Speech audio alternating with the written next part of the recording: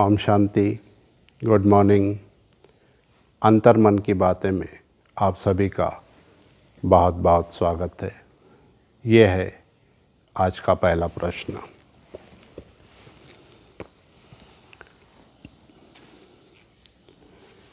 बोरीवली, मुंबई, महाराष्ट्र से परेश पटेल का ये प्रश्न है। आप पूछ रहे हैं, ओम शांति भाई जी, मैं पिछले 6 साल से ज्ञान में हूँ, मेरी युगल भी ज्ञान में है, हमारी मुरली रेगुलर है और धारणाएं भी पक्की है।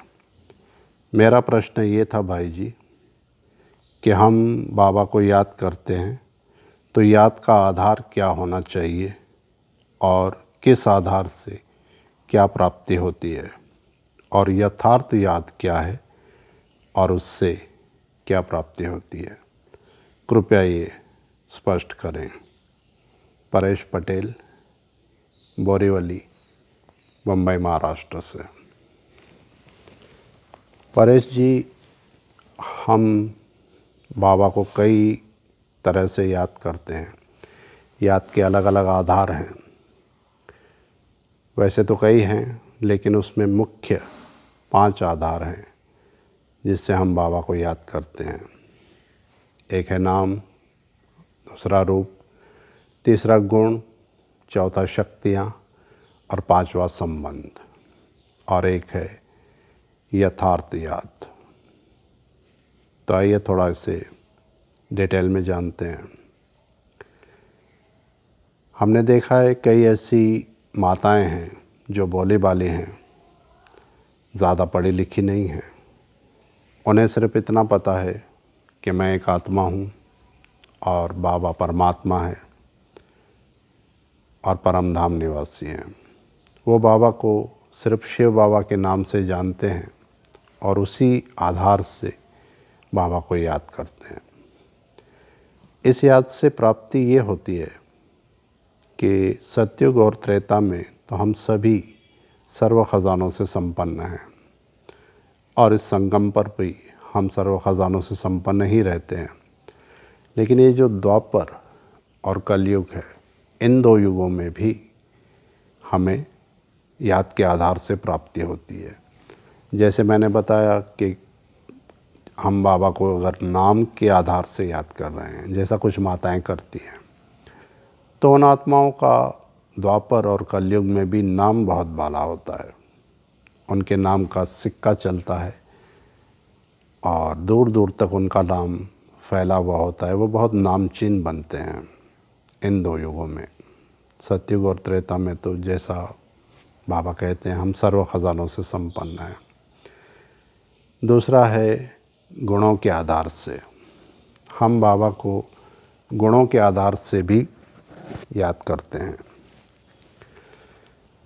जैसे बाबा गुणों के सागर हैं और हम आत्माएं भी सतोगुणी हैं, तो अगर हम बाबा को गुणों के आधार से याद करते हैं तो द्वापर और कलयुग में हम गुणवान होते हैं। जैसे आत्मा के 7 गुण हैं, सुख, शांति, आनंद, प्रेम, पवित्रता, ज्ञान, इन गुणों से हम संपन्न रहेंगे इन 2 युगों में भी। मतलब हमें फील नहीं होगा जैसे दुनिया में अशांति चल रही है, जैसे दुनिया में आज प्यार का, प्रेम का अभाव है। आनंद क्या है ये कोई जानते ही नहीं, लेकिन हम संपन्न रहते हैं। तो अगर हम गुणों के आधार से बाबा को याद करते हैं तो हम गुणवान बनते हैं। तीसरा है शक्तियों के आधार से। जैसे बाबा सर्वशक्तिवान है और हम बच्चे क्या हैं, मास्टर सर्वशक्तिवान हैं।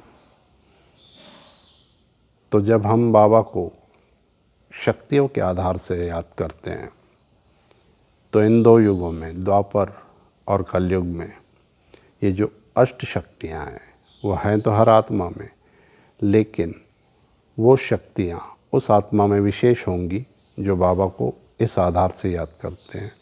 जैसे सहन शक्ति, समाने की शक्ति, सहयोग शक्ति, परखने की शक्ति, सामना करने की शक्ति, निर्णय शक्ति, वैसे भी हम देखते हैं कई ऐसे लोग होते हैं जो किसी सामने वाले को एक ही नज़र में परख लेते हैं।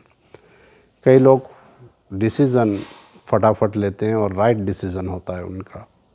कई लोग ऐसे भी होते हैं जो सहयोग के लिए हमेशा तत्पर रहते हैं। तो ये जो अष्ट शक्तियाँ हैं वो इन दो युगों में हमारे अंदर विशेष रहती हैं अगर हम बाबा को सर्वशक्तिवान के रूप में याद करते हैं, जो कि बाबा हैं ही। चौथा है, बाबा को हम संबंधों के आधार पे याद करते हैं। संबंधों के आधार पे याद करना मीन्स बाबा से संबंध बनाना, संबंध जोड़ना। उसमें क्या होता है कि हम बाबा को अपनी तरह साकारी बनाते हैं। बाबा का चित्र बनाते हैं, जैसे विजुलाइज करते हैं। उसमें हम बाबा को पिता बनाते हैं, भाई बनाते हैं, बच्चा बनाते हैं, साजन बनाते हैं, फ्रेंड बनाते हैं। तो ये जो संबंध हम बाबा से जोड़ते हैं, उस संबंध का सुख हमें इस संगम पर तो मिलता ही है, लेकिन उसी संबंध का सुख हमें द्वापर और कलयुग में भी मिलता है, क्योंकि उस संबंध की हमारे अंदर रिकॉर्डिंग होती है। और वो संबंध का सुख हम जो अभी लेते हैं वो कहीं ना कहीं हमारे सबकॉन्शियस माइंड में भी होता है। और बाबा हमें उस संबंध का सुख अवश्य देते हैं द्वापर और कलयुग में। और एक पांचवी याद है, रूप के आधार पर। जैसे बाबा कहते हैं मुरलियों में कि नाम रूप से न्यारी तो कोई चीज़ होती नहीं, तो बाबा का एक नाम भी है और रूप भी है। जैसे बाबा भी एक आत्मा है, वो आत्माओं में परम आत्मा है, वो सर्व खजानों से संपन्न है, वो सर्वशक्तिवान है, लेकिन है तो एक आत्मा। तो ये है बाबा को उसके ओरिजिनल रूप में याद करना। यानी रूप बाबा का क्या है, तो बाबा एक आत्मा है, परम धाम निवासी हैं। तो रूप के आधार पर याद करने का ही नाम है यथार्थ याद। मतलब बाबा जो हैं, जैसा है, हम बाबा को उसी रूप में याद कर रहे हैं। जैसे बाकी यादें हमने देखी तो वो क्या है, वो उनकी क्वालिटीज़ हैं। जैसे शक्तियाँ, गुण, हम बाबा से संबंध बनाते हैं तो अपने जैसा बना लेते हैं बाबा को, तो ये सब तो क्वालिटीज़ हो गई। लेकिन बाबा जो ओरिजिनल हैं वो हैं, बाबा का एक रूप है। इसे ही कहते हैं यथार्थ याद, कि बाबा जो हैं, जैसे हैं।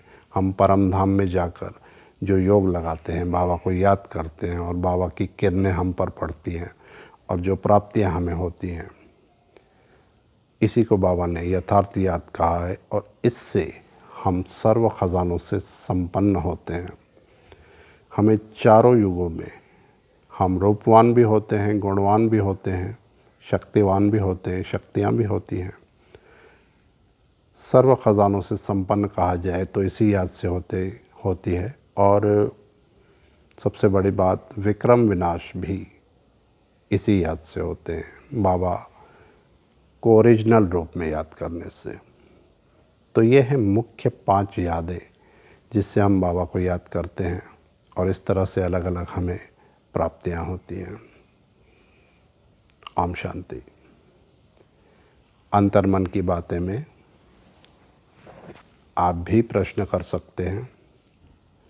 प्रश्न करने के लिए सबसे पहले लिखें अंतर्मन की बातें, अपना नाम, अपने शहर का नाम और अपना प्रश्न, और मुझे भेज दें 9767447965 पर। मैं आपके सभी प्रश्नों का उत्तर देने का पूरा प्रयास करूंगा। अगर आपने इस चैनल को अभी तक सब्सक्राइब नहीं किया है तो कर लें, ताकि मेरी सभी क्लासेस आप लोगों को मिलती रहे। ओम शांति।